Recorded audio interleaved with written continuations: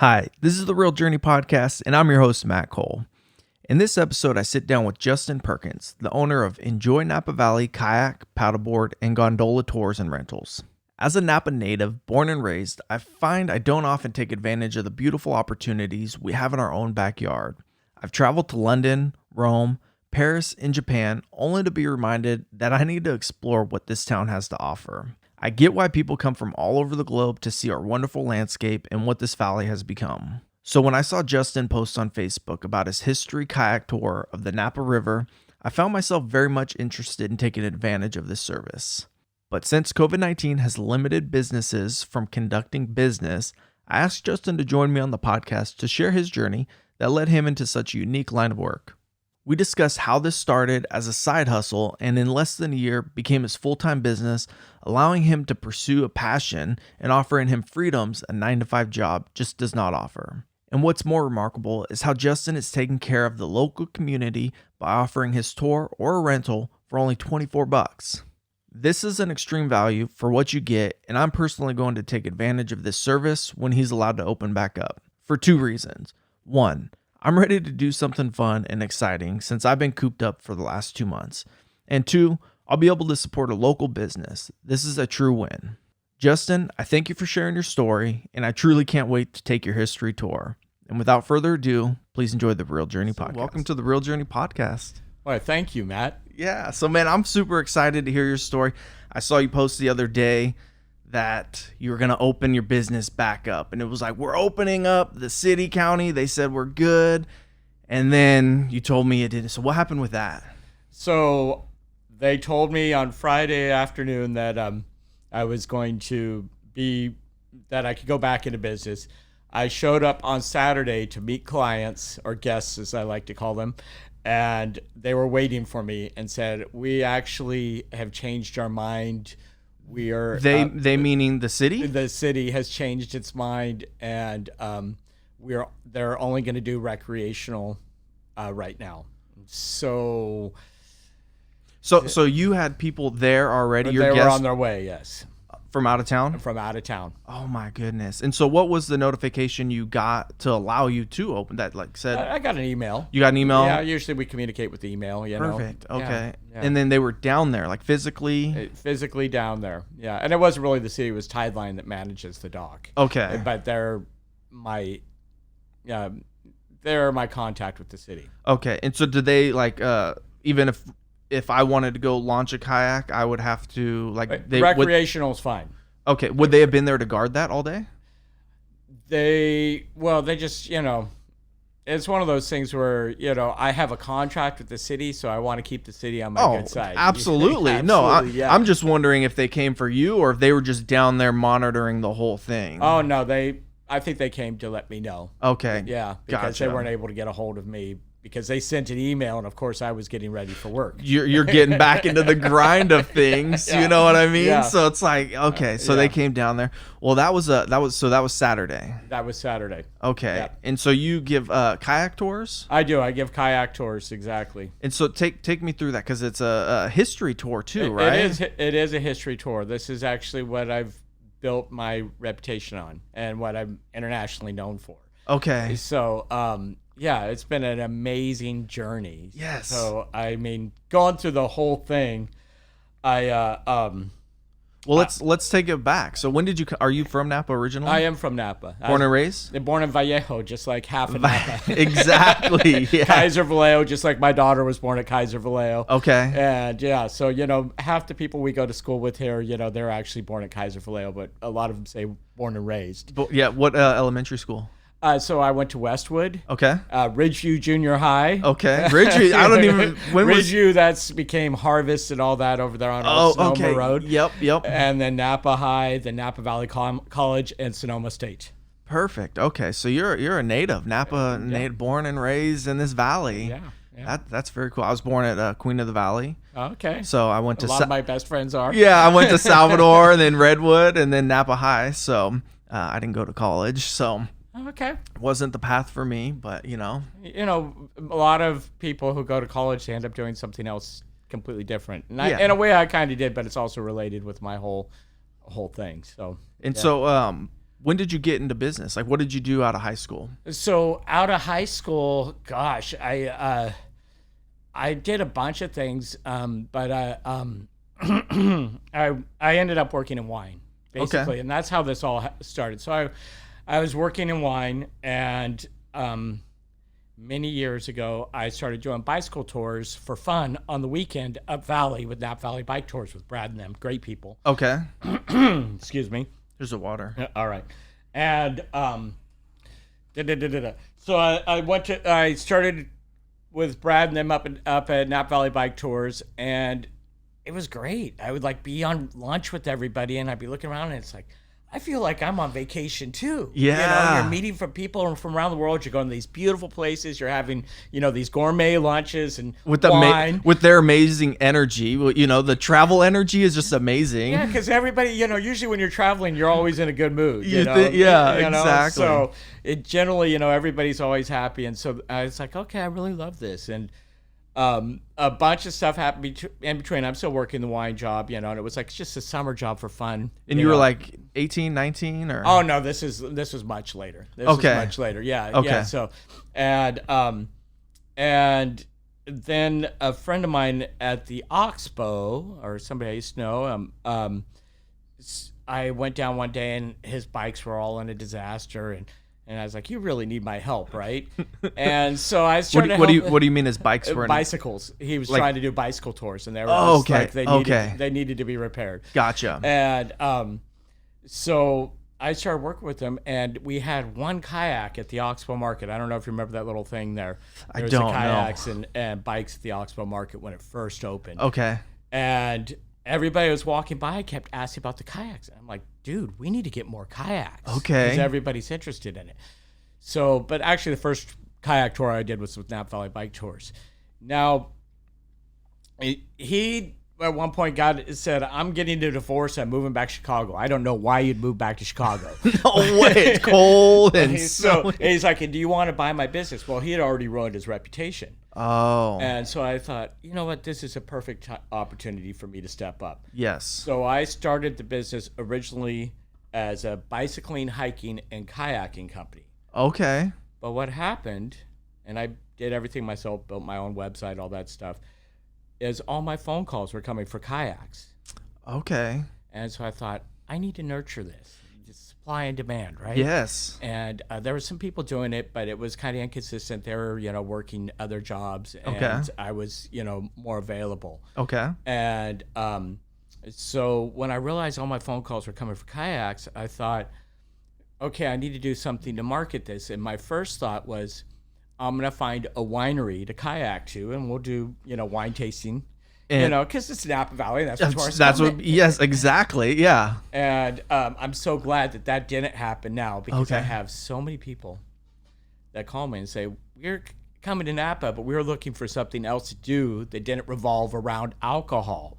Perfect. And I've also had people who came specifically to do this tour with me who they don't drink at all, but they've always wanted to see the beauty of the Napa Valley. Yes. And they plan their whole trip around this outing. Yes. So they could visit the Napa Valley and not worry about being caught up with the alcohol part of it. Yes. So it's been amazing. But going back onto the whole how the tour started, so when I couldn't find any wineries to kayak,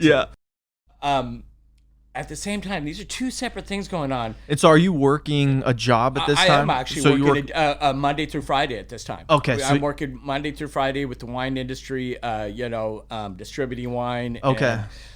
And, so this is your side hustle. This is my side hustle. Perfect. Okay. And yes. My side hustle. And so at the same time, totally not related, I started getting a little bit into the California history, and as I started looking at Napa history, I realized Napa has this amazing history. Nobody's talking about it, and it's all tied in with the river. And so, like what? Take us down that journey a little bit. I'll go there in a minute, but the light went on. Okay. And I thought, when I came up with this idea, I thought, I am the first person in the world doing kayak history tours. Ah.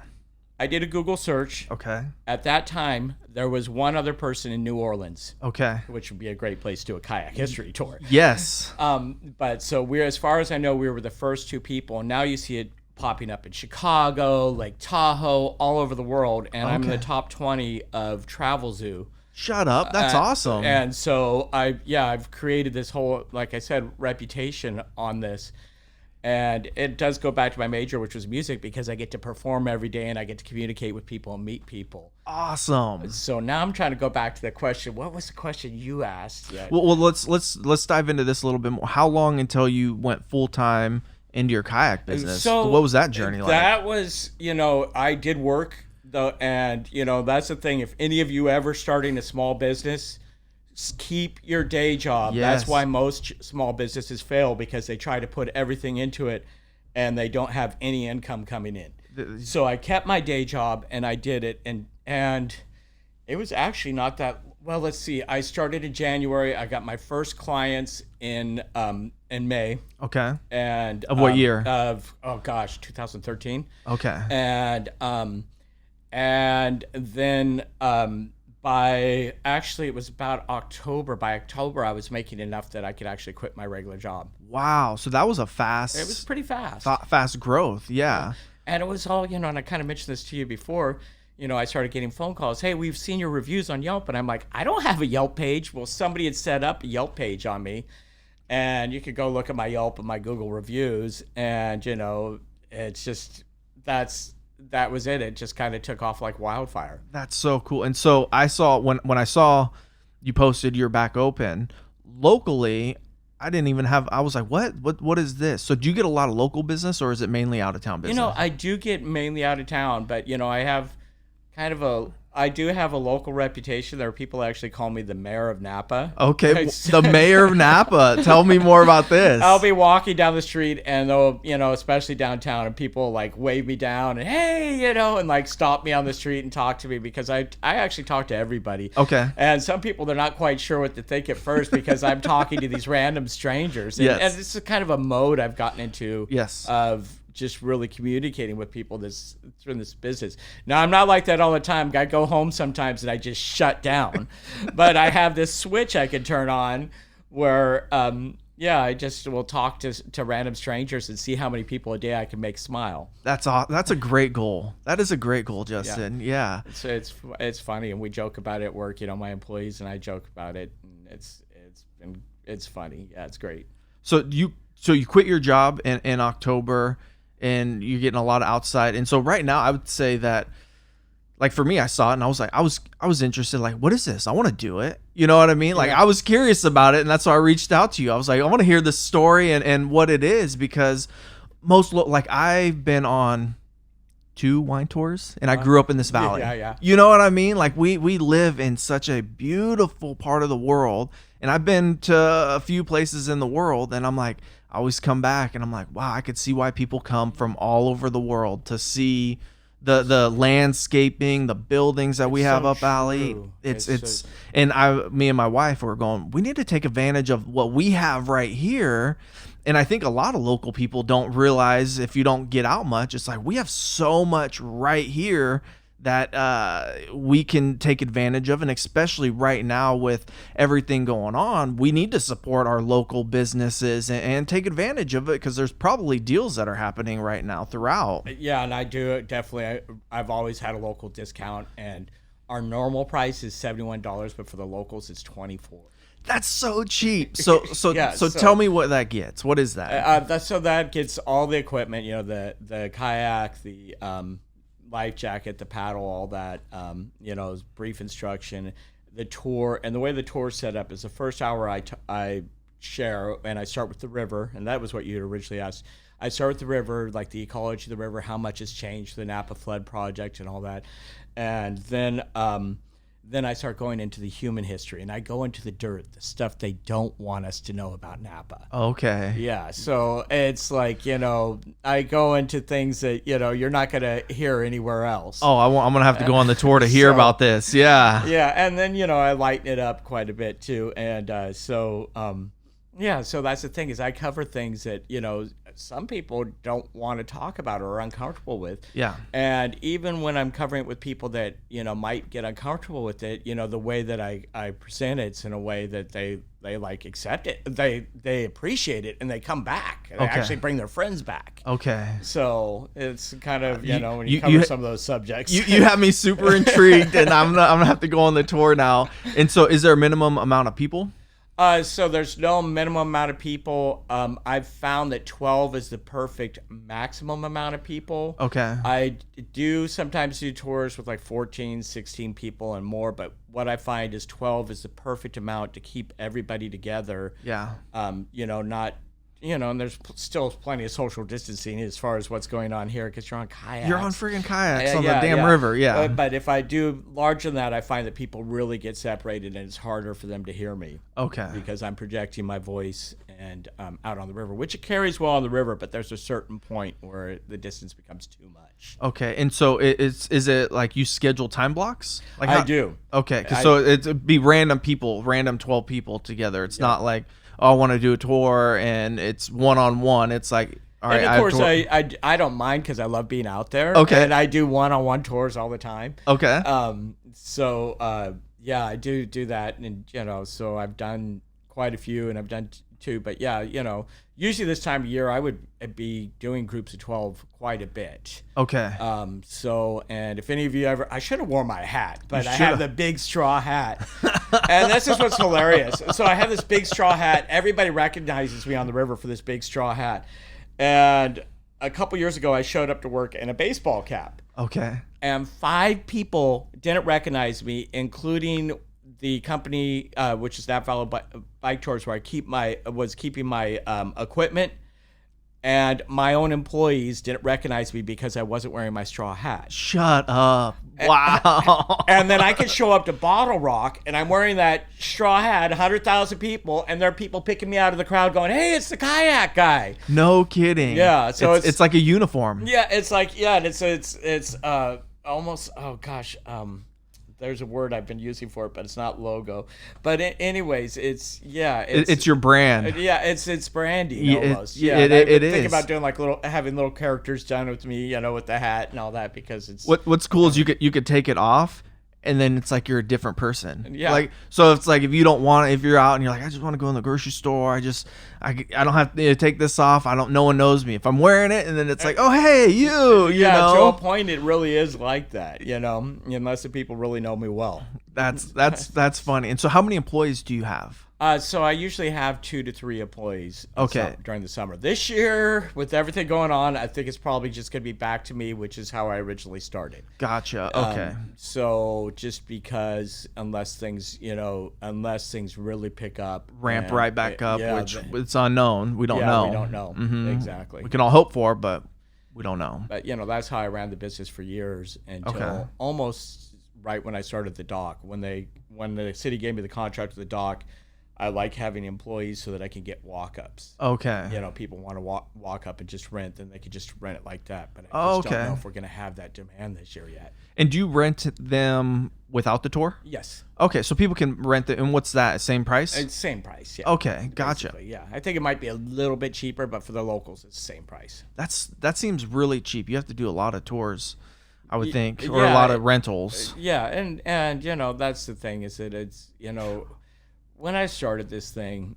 we had a couple hundred people on the river a year, and now I'm bringing in 5,000-6,000 people a year. Wow. Okay. And in a way, it's kind of like, well, I've kind of given away my secret spot because I'll show up. And especially down at the old yacht club at Riverside, a lot of people have found that spot from out of town or kayaking there. Okay. And I mean, I used to hang out at that place and fish when I was a kid at like 8 years old. Yes. I made out with my girlfriend on the back porch in high school there, And so it's like, I'm kind of giving away my secret spot. All these out-of-towners know where to kayak.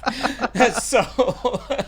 Damn you. And I didn't mean to say cheap. I just meant to say a great value. Oh, I know. Like that is a great value. Yeah, and that's the thing, us locals and I love going out and eating at fancy restaurants and all that stuff, but And I honestly wish I could drink a $130 bottle of Cab with my dinner every night, but it's not realistic, right? No, you it's know what not. I mean? Yeah. And even as locals, unless our neighbors are giving it to us, which does happen, it's just, I wanted to do something for us. That's awesome. That was affordable, and especially, people have kids and stuff, and, And what is the age group for kids? How old? I usually do 7 and up. Okay. So that's generally what I do, especially for the tour. Sometimes I'll go a little younger, depending, but Okay. I'll allow a little younger. And so what was your first year like? Because once from October to that following October, what was that like? Because that's the grind, man. Well, and it was, I'd made enough money that I was able to get through December and January and February, and then it picks back up in March. Yes. And then by May, it's pretty much full on again. And but it's just kind of some downtime to do stuff like you're doing right now. You know what I mean? Yep. And to write and to do those other things for your business that you get too busy to do in the busy season. Yes. So that's the way I treat my winter. So Okay. I try to. This winter, it feels like I've spent a lot of time just laying around getting heavy. Adding a few lbs on. Yeah, no, I think the gym closed. lot of people are. It was a difficult time during this whole shutdown for a lot of people, myself included. What did you do to stay mentally sane? Because you seem like, if you're an active person and then you're like, oh, okay, what do I do? And that's the thing too, is that, one of the things that's been great about this work is I'm by the water every day. I'm on the water and I'm with people, and it's really created this kind of, peace in me, Yes. this just calm, and I haven't had that interaction. I have done a lot of reading. I've done some hiking and kayaking and biking and walking. Yeah. So I've been doing that, and I've been doing some writing. Not as much as I should, but I have been doing some writing. Yeah. So I'm just going through it the best I can. And I live by myself, Okay. so I don't have any human interaction sometimes. So it's been a big change for somebody who's used to being really social at work. Okay. Yes. Yeah, and yes. that's where I would get a lot of that in. And so now it's different. And so the history, how did you get into the history, and what led you, and so was it a book, or was it what really got me into it was kind of what led me into it was the story of Sam Brannon. And Sam Brannon, let's see, for the most part, is he a local person? He kind of is. So, okay. Sam Brannon. So, in 1848, pretty much nobody wanted to come to California. It was considered way out in the middle of nowhere. Yes. There was nothing here. Mm-hmm. And most California's pretty much it's pretty arid. It's like a desert, Yes, right? Yes. And then in 1848, a guy by the name of James Marshall makes a discovery on the American River. Yes, sir. We all learned that one in and school. Suddenly everybody wants to come to California. Well, most of us haven't heard the story. I found most Californians. So gold.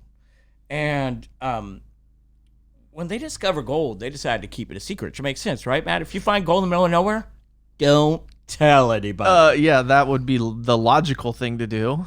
But it looked like there was enough to share, so they told their closest friends and family. But they kept it a secret, too. Of course they did.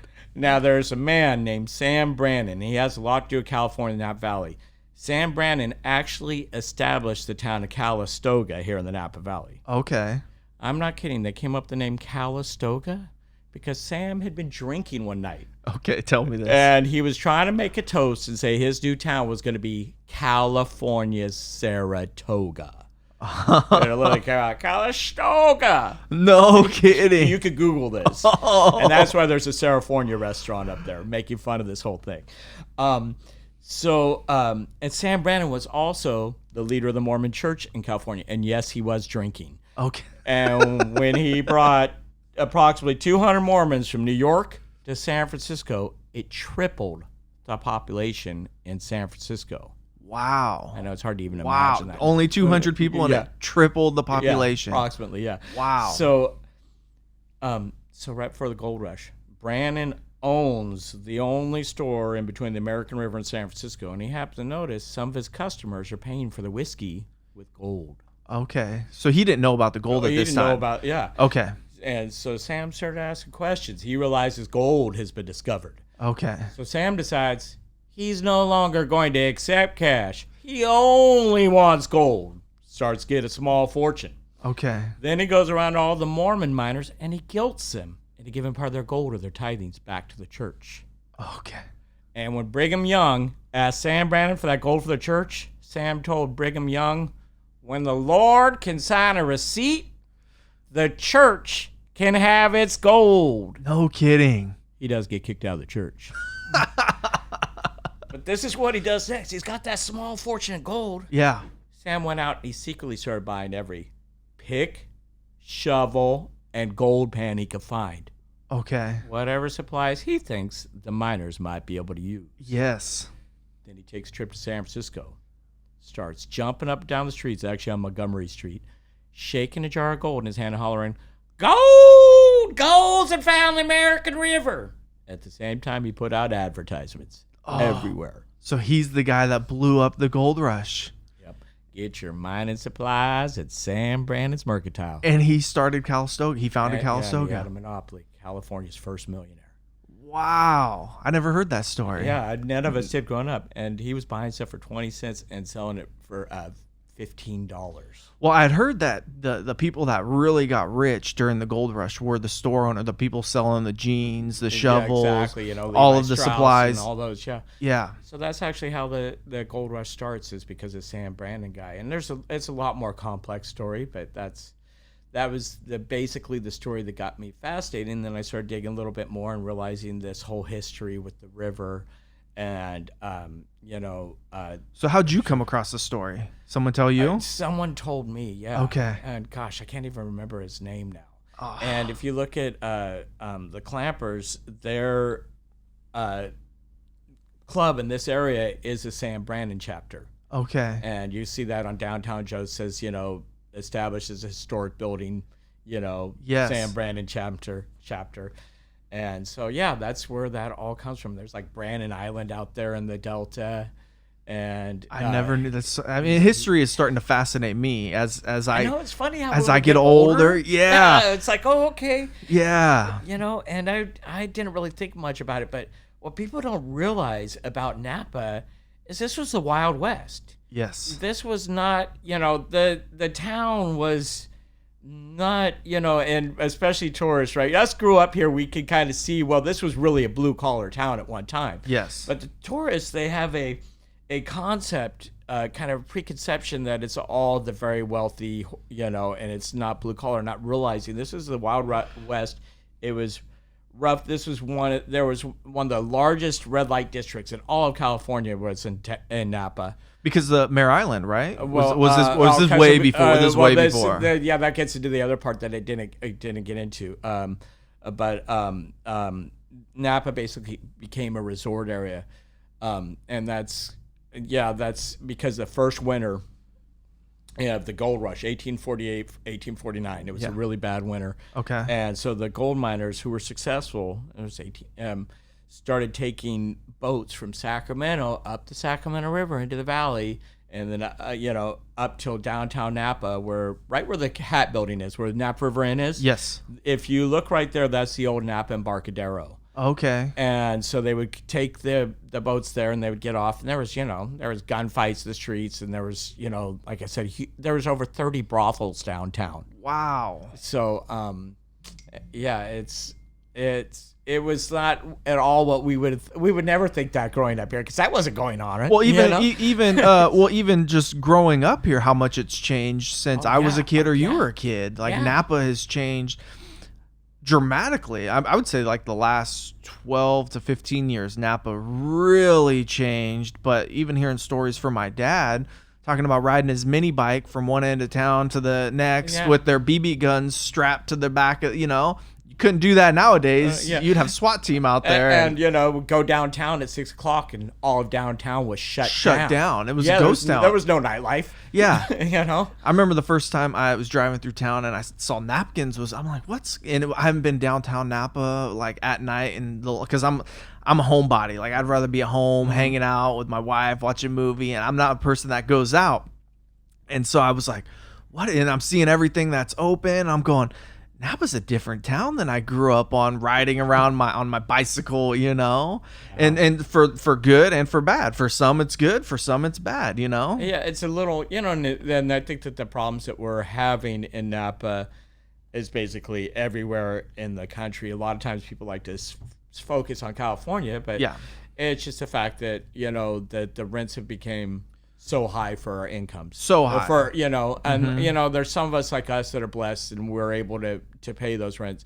But if you're, able to work a regular job, it's very difficult to pay our rent, very difficult for people to pay rent. Yeah. So, luckily that we're blessed, but yeah, that's the thing I see with it.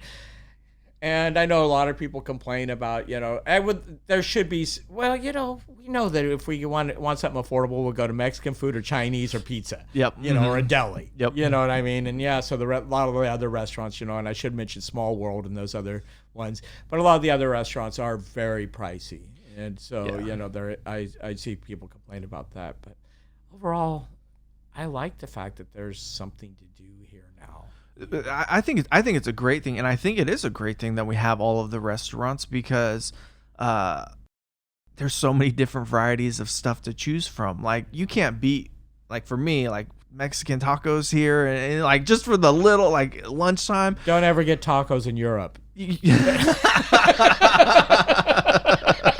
You will be disappointed. Well, I'm disappointed when I'm, in Fairfield, Vacaville, or I'm like, I was in Peru. You'd think South America would be, have some great Mexican food, and there supposedly was a Mexican family that owned a restaurant. And I'm like, oh, this is not Mexican food. Yeah, no, Napa has some of the best food, and from all walks, from low end to high end, and it's like you can choose, and people come from all over the world for that, and I think Napa has a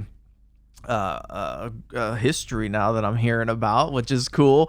But it's just it's a cool town. It still has that small community like vibe, but it's growing, and so it's there's some growing pains, and I see that, in the comment sections, and a lot of my friends feel that way, and I can understand what they're saying too.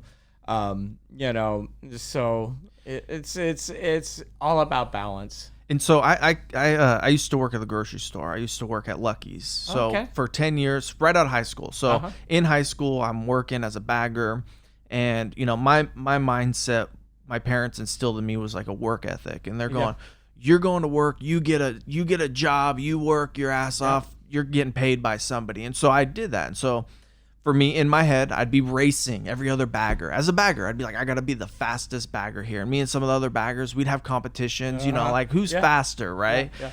And then I got promoted to cashier, and I got to be the fastest cashier. Well, I moved my way up the ranks real fast. And so I was making more money than all of my friends at the beginning of it, right? By the time I'm 19, I'm making $22 an hour. Awesome. And so I'm like, man, I got a new motorcycle, a new truck. I'm like, this is where I'm going to be the rest of my life, By the time I was 27, I'm miserable, because every single day was every week was a different schedule. Never had the same days off, never 2 days off in a row, always split. And so what I'm getting at is one of the best decisions that I ever made was to quit that job and to pursue my like passions and put my own destiny into my own hands. And so you took that leap of faith. Would you say that was a great decision you made? One of the best decisions of my life, for sure. And why? I was able to do things that I just wasn't able to do before, like travel the world. Like go to Europe and go to. I just got back from Peru in December. Okay. And I wasn't able to do that before. It just it's been because and to be able to help other people out. Yep. And so I think it's been one of the best decisions.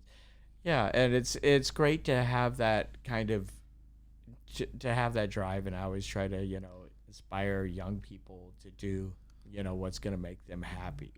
And it is really easy to get caught in a job, like you're saying. So easy. I mean, 10, 11 years of my life, blink of an eye. Yeah. Like, oh, wow. Yeah. Wish I would have started this when I was 20. Uh-huh. But the good thing is we have internet. We have people sharing their stories going, hey, man, you can do stuff on the side. Like, don't quit your job. Pick something out. Work harder when you're not working. Like, work is only 8 hours a day. What are you doing those other 4, 5, 6 hours you're not sleeping? Like, that's the magic, and to try and transition. And that transition, exactly, so that you can do it. And it does make a huge difference to, I think definitely, I'm much happier than, So happy. Like, I've gone, since I've quit, that job, I could never go anywhere. I couldn't travel. There was no, I needed a day off or something. It'd be like pulling teeth. Oh, I need to change this, especially in a management position. It's like, I would just tell people, sorry, told my wife I'll never have kids working this job. It was no fun. But since I've started my own thing, I've gone to Paris, I've gone to France, I've gone to Rome, I've been to Japan, and so it sounds like you've been someplace. Asia's my next, Asia and Africa. My bucket list is funny. I ran into a couple of guests recently. Okay. And they're walking along the wall, and they stopped and said, "Oh, we just returned from Antarctica." And I'm like, Antarctica? What's there? That's your last continent, isn't it? Oh. They checked off their bucket list. No kidding. And and that's my bucket list, is to visit every continent. That's cool. Now we'll see with everything going on now. Yeah. Well, he might be able to do it cheaper now, Yeah, I'm like, I'm not so sure about going to Asia right now, because I was originally going to go to Asia this next time. But I'm like, I might give that a little bit of a break. And what was your first place you ever traveled? I mean, internationally was Europe, Europe, yeah. So it was just something I'd always wanted to do. How old are you? Oh gosh, it was somewhat recently. So it was after you started your business, and you had I would say it's freedom. Having your own business is essentially freedom.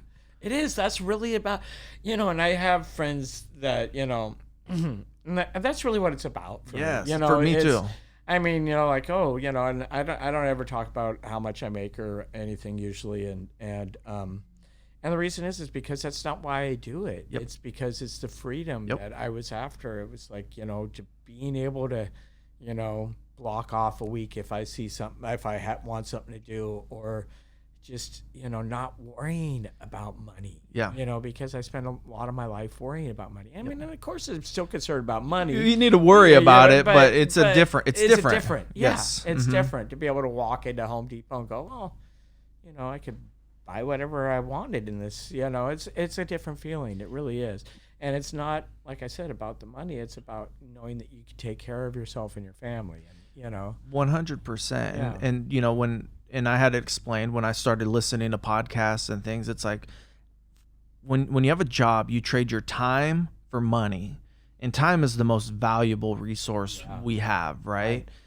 Yep. And that was something that was like, I'm trading my time for a dollar amount, so my time is only worth $20 an hour. So I better learn some new skills to create a business so I can make more money with my time. And that's why I say having your own business is freedom. Like going traveling the world. You can go, you know what, I'm gonna go travel the world, and I'm gonna shut down, and I got people taking care of stuff, and and I don't have to stress about like, is my boss gonna allow me to do this? Yeah. You know what I mean? Like, that's just powerful in itself. Yeah. And I remember I ran into a couple, I of course I know everybody on the river pretty much. And so I run into old friends actually from long before the business, and they're down there drinking beer, fishing, you know, and they're like, "Here, you want a beer?" And I'm like, "I'm working." And he said, "What, your boss gonna fire you?" I still didn't have the beer because I was working, but it was a great point. It was a great point. You can do those things if you want, and it's not easy, right? I'm sure there's some struggles that you've had with the business. Yeah, I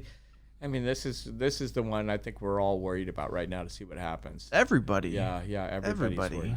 Yeah, and myself included, and So I think we're all hoping that it bounces back, and it doesn't.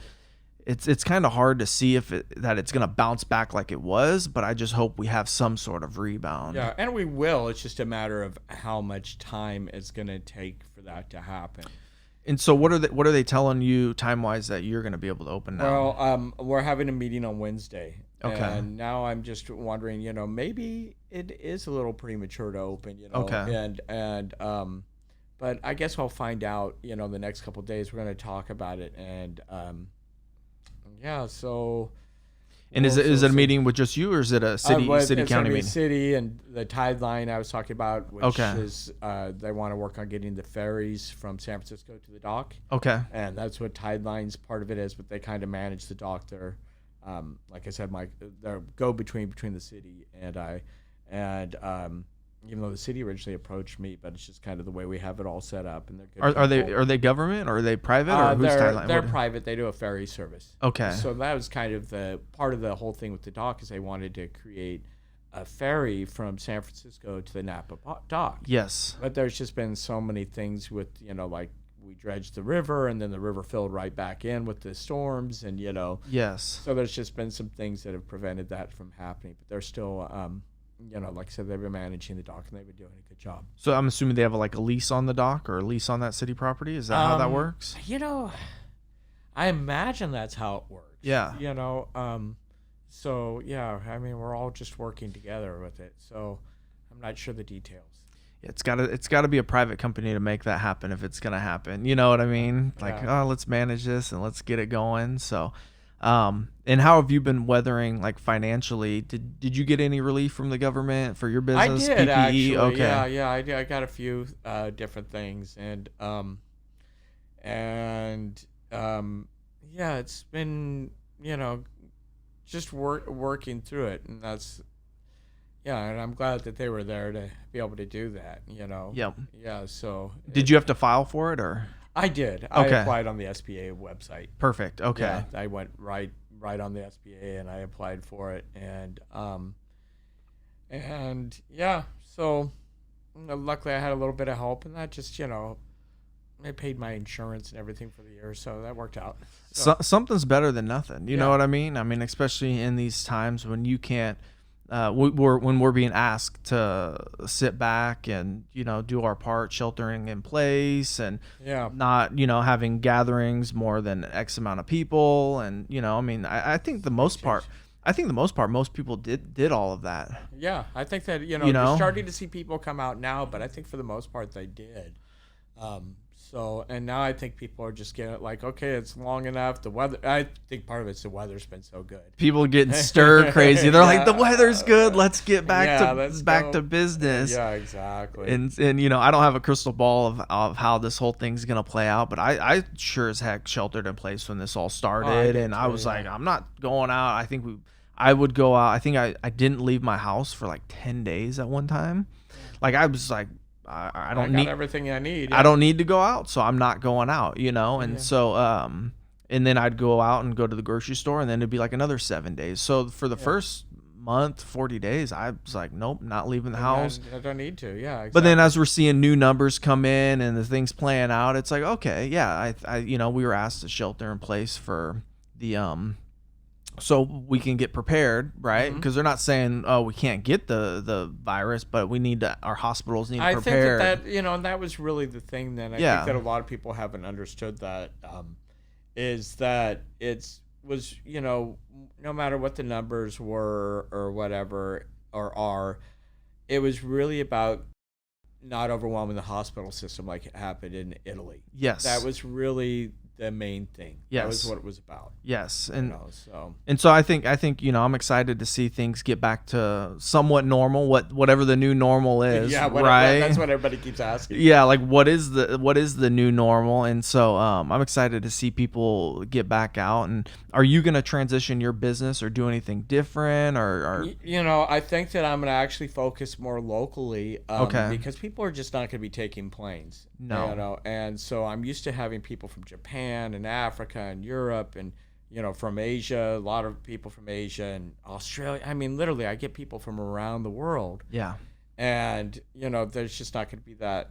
And so this is really, I think the thing is to focus locally and get people out because they're going to be a little stir crazy. I immediately saw it and I'm like, I'm going to do it, Yeah. And do you have paddle boards? Oh, I have paddle boards too. So you got I do the rentals, and then sometimes I do have people who could actually do paddleboard lessons. Okay. Is it hard? It's not very hard. You can just pretty much go out there and do it. I mean, just a little quick. Yeah.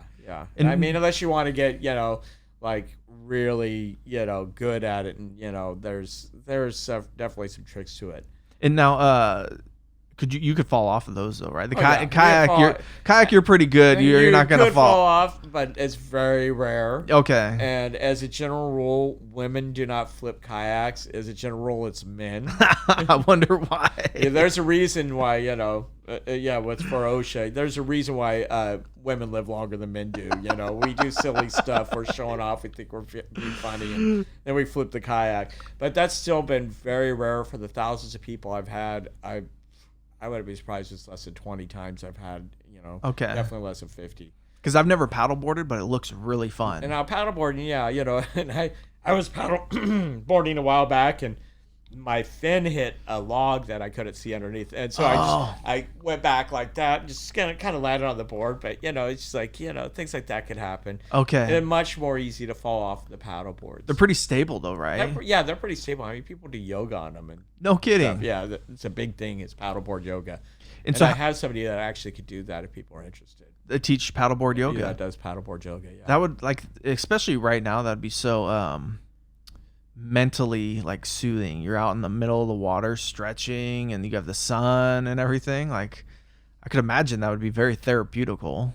Yeah. It's just getting out on being out on the water. Yeah. And you see the beavers or the otters, and you never know what you're gonna see. What's the coolest thing you've seen? The dolphin. No kid, you saw a dolphin. How far out?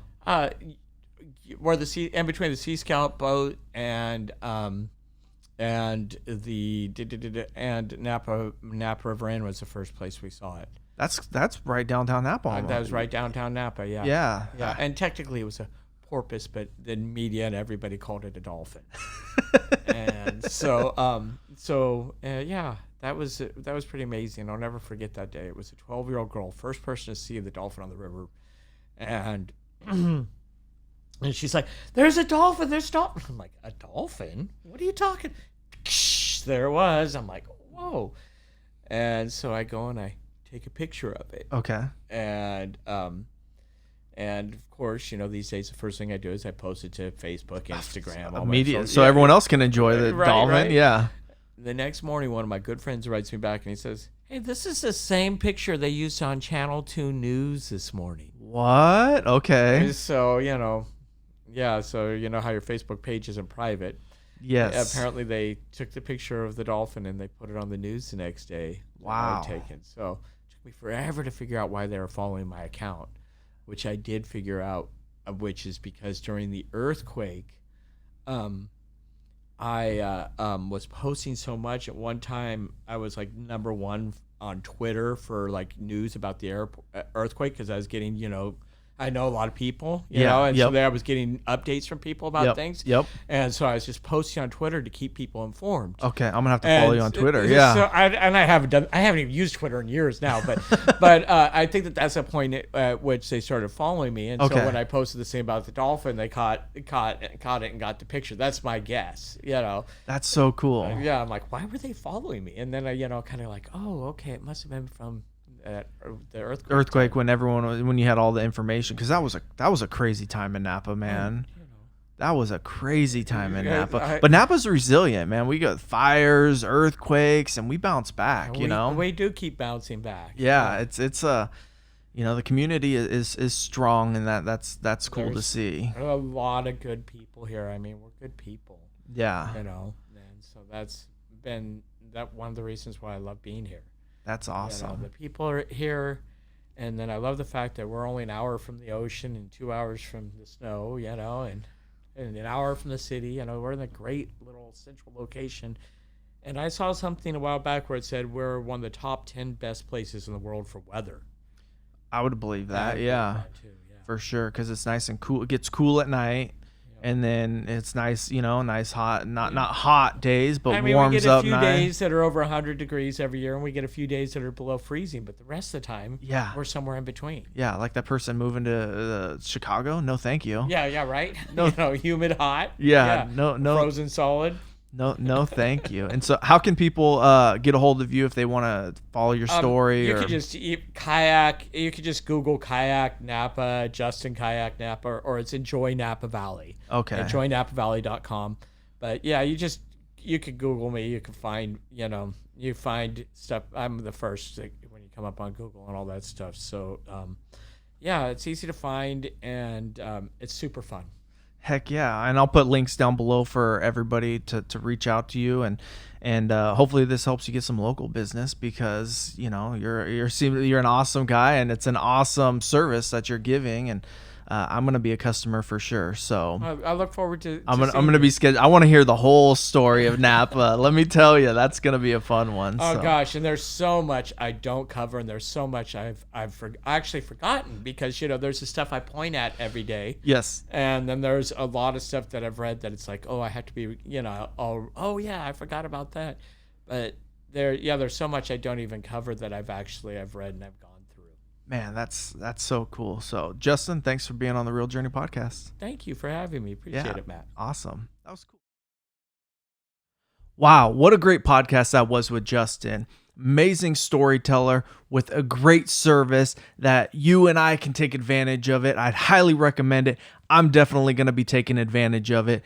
And like he said, it's not about the money, it's about the freedom. Owning your own business is all about the freedom. And that's why I started this podcast, to hear people's stories that they can share and talk about their journey in this. And I have my own journey as well. And I sell real estate. So I'm a local real estate professional. I serve Napa and Solano County.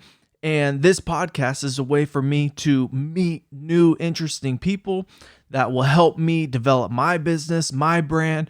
You probably saw some banner ads like this as you were watching this, because the podcast isn't a way for me to make money. I don't make money with the podcast. I support my family through real estate. So you probably already know somebody who is a real estate agent, but if you ever want a second opinion, or if you're looking to buy, or if you're looking to sell, and you want to see what I have to offer, I'd love the opportunity to show you what I do and how I get my clients, the most amount of money for their property, or how we position offers to get our offer accepted when there's multiple offers, and or in the scenario that we're going through post-COVID, how to navigate this and what this means for you as somebody who's selling your house or somebody who's buying your house. So that's my little pitch for my podcast. I hope you enjoyed this podcast. Make sure you subscribe so you get the notifications for the new ones that are coming, because there's gonna be a lot more dropping. I've got a guest list that's lined up that you're not gonna want to miss. These are all local people in our community that are succeeding in what they're trying to do. And what I've been finding is they're all following their passion. So again, my name is Matt Cole. Hope you enjoyed this podcast. Can't wait to share the next one with you. Have a great day.